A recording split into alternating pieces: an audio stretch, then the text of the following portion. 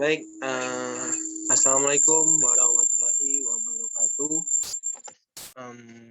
Selamat siang, ketemu lagi dengan saya Muhammad Musadat di sini. Pada kesempatan kali ini, saya melakukan simulasi, sedang melakukan simulasi, dan ini simulasi yang ke 9, kalau nggak salah, tentang listrik. Jadi seperti biasa, kita melakukannya di pad. Kita buka pad, buka fisik, lalu kita cari foto elektrik atau efek foto listrik. Jadi secara singkat, tujuan pada praktikum kali ini yaitu efek foto listrik itu sendiri itu adalah terlepasnya elektron dari suatu bahan karena disinari oleh suatu cahaya. Jadi ada katoda, tabung-tabung, nah bahannya disinarin, terus kalau ada arus struktur, nah itu ada elektron yang berpindah. Jadi tujuan pertama yaitu menganalisis dan mengaruh panjang gelombang terhadap cahaya digunakan pada proses efek fotolistik nanti. Kedua itu kita mempelajari konsep potensial henti pada efek. Lalu yang terakhir itu kita memahami intensitas cahaya terhadap efek fotolistik nanti. Apakah intensitas cahaya itu berpengaruh terhadap efek listrik? Nah, begitu. Nah, kita cari efek foto elektrik. Cari elektrik.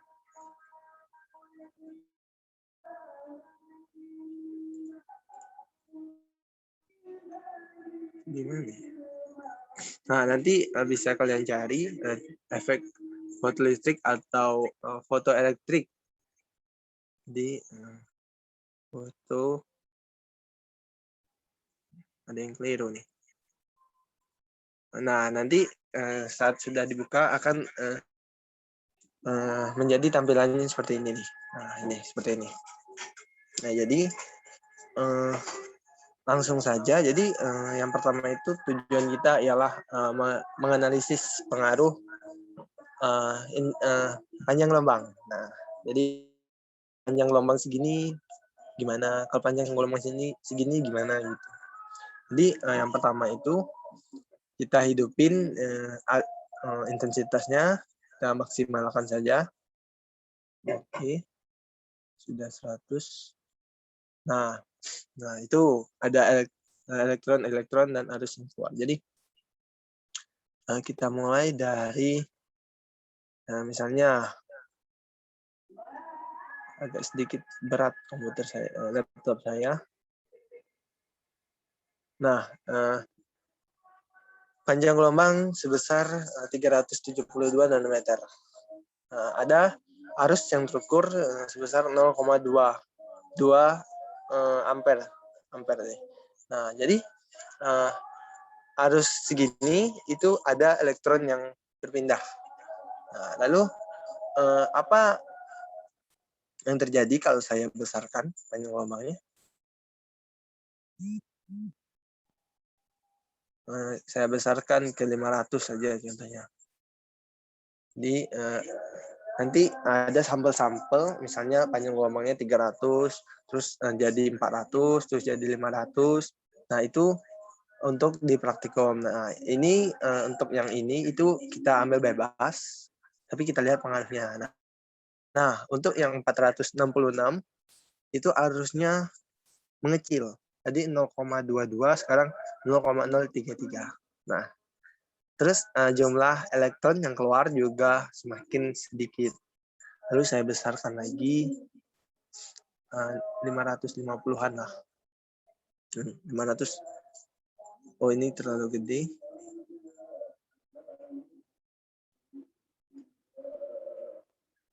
Saya kecilin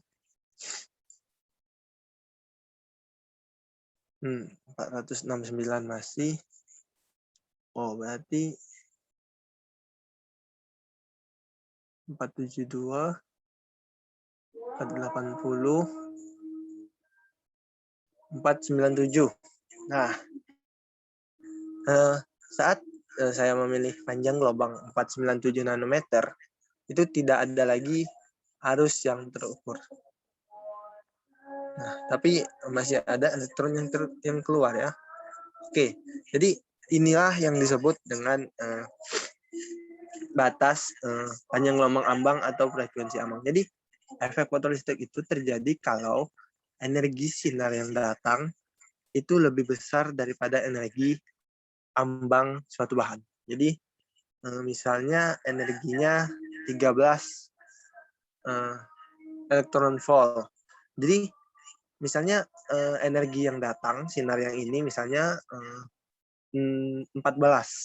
Jadi energi sinar yang datang lebih besar daripada sinar energi bahan. Kan 14 tadi energi ambangnya 13. Jadi 13 itu digunakan 13 elektron volt itu digunakan untuk melepas atau mengeluarkan lah gitu dari ikatan atau apa semacamnya begitu. Nah, itu yang digunakan itu 13. Nah, sisanya satu itu digunakan untuk memindahkan. Nah, jadi kira-kira begitu. Nah, jadi efek fotolistrik terjadi kalau energi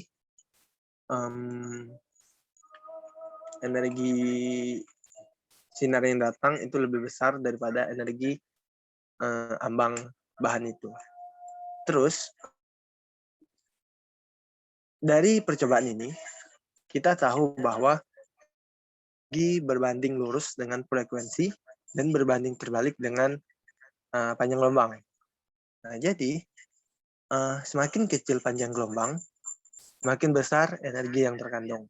Jadi pada hal ini, kalau energinya tadi saya kecilin, itu ada arus yang terukur. Ada arus yang terukur, terus elektron yang berpindah banyak. Panjang gelombangnya saya naikin. Nah, itu arusnya berkurang. Jadi energinya mengecil karena panjang gelombangnya semakin besar. Nah, kira-kira. Jadi efek fotolistrik akan terjadi dalam hal ini jika panjang gelombang sinar lebih kecil dari panjang gelombang sinar akan semakin, maksudnya gini. Jadi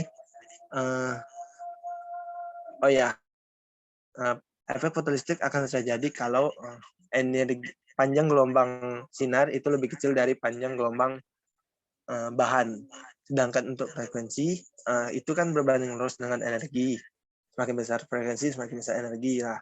Jadi efek fotolistrik akan terjadi kalau efek frekuensi lebih besar daripada frekuensi ambang. Nah, kira-kira begitu. Kalau saya ini udah 0. Jadi panjang gelombang ambangnya di sekitar 500-an nih. 400, 500 itu nggak ada lagi elektron yang keluar. Masih ada ya. Nah, ini mungkin itu mulai melambat. Nah. Oh, jadi frekuensi ambang itu kalau ya tidak ada elektron yang keluar dan tidak ada. Nah, jadi ini sudah mulai energi panjang gelombang ambang karena tidak ada lagi elektron yang keluar. Nanti ada di pertanyaan itu berapa energi ambang, frekuensi ambang dan sebagainya. Nah, lalu kita lanjutnya. Jadi ini sudah dipahami ya yang pertama. Terus kita lanjut yang kedua, potensial henti.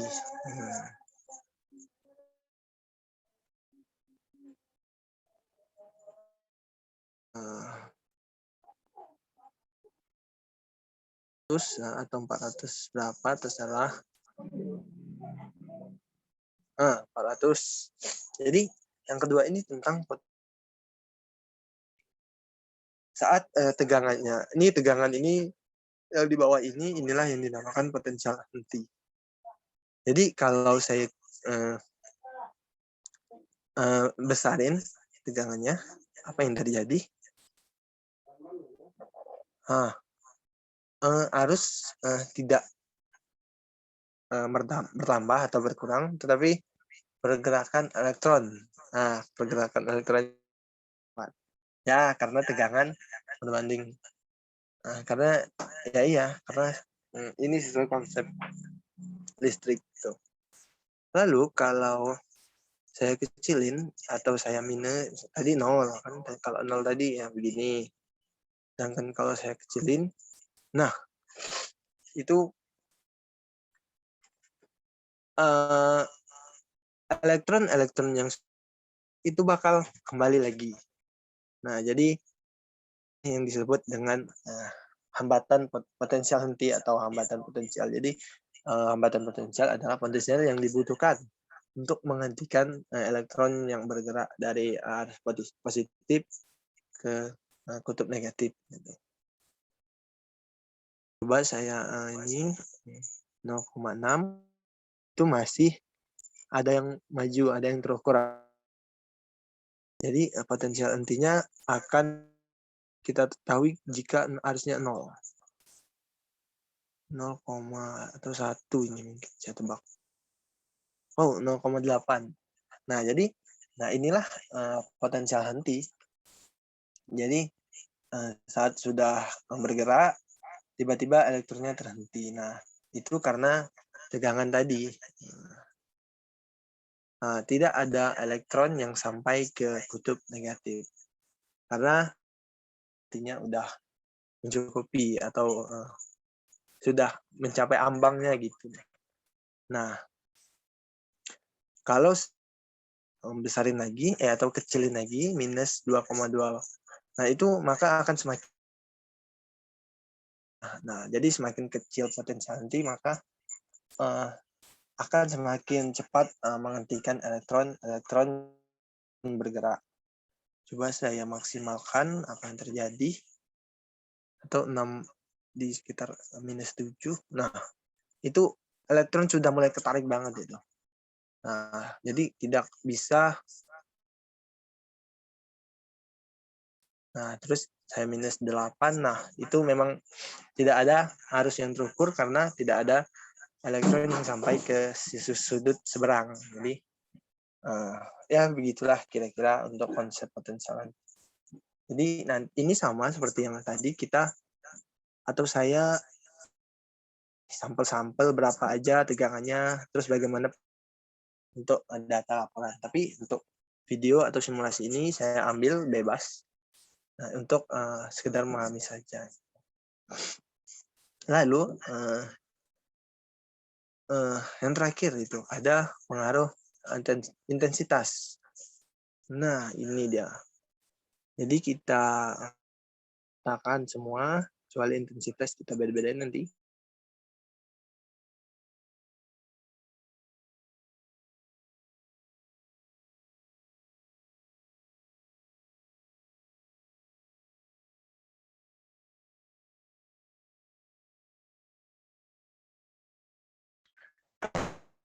Intensitas 0 itu seperti tidak ada cahaya. Tidak ada elektron yang keluar. Tidak ada foton-foton yang menumbuk atau mengenai bahan. Kalau saya naikkan menjadi 25, 30, itu ada arus, terus ada yang berpindah. Lalu saat saya naikkan menjadi 50 atau 50, arusnya semakin besar. Terus jumlah elektron yang menyeberang semakin banyak. Lalu saya naikkan jadi 100 langsung. Nah, arusnya semakin membesar. Arusnya semakin membesar, terus jumlah elektronnya banyak. Jadi, simpulkan jadi intensitas itu adalah banyak yang keluar dari suatu sumber cahaya. Jadi, semakin tinggi intensitas, maka semakin banyak foton yang keluar. Semakin banyak foton yang keluar, maka semakin besar energi yang ditimbulkan, atau semakin banyak foton yang menubruk bahan sehingga menyebabkan elektron bebas gitu, dan arusnya membesar. Jadi kalau intensitasnya 0 tidak ada foton.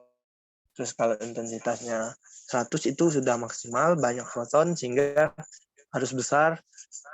Jadi semakin membuat energi membesar. Nah, itu bagus. Jadi itu melebihi yang saya bilang tadi. Bagus itu membuat banyak elektron yang menyeberang. Jadi awalnya memang sudah melebihi energi batas, energi ambang. Jadi itu di intensitas berapa tadi? Nah, intensitas 10 itu energi sinar yang datang sama dengan energi ambang. Jadi saat ini lebih besar dari ini, nah itu mulai terjadi efek listrik. Nah, kira-kira begitu. Jadi efek listrik peristiwa lepasnya elektron dari suatu bahan karena disinari oleh suatu cahaya. Nah, itu dapat dideteksi pengukur arus dipasang ini. Mungkin cukup itu. Sekian, mohon maaf bila ada salah-salah kata. Saya ucapkan terima kasih.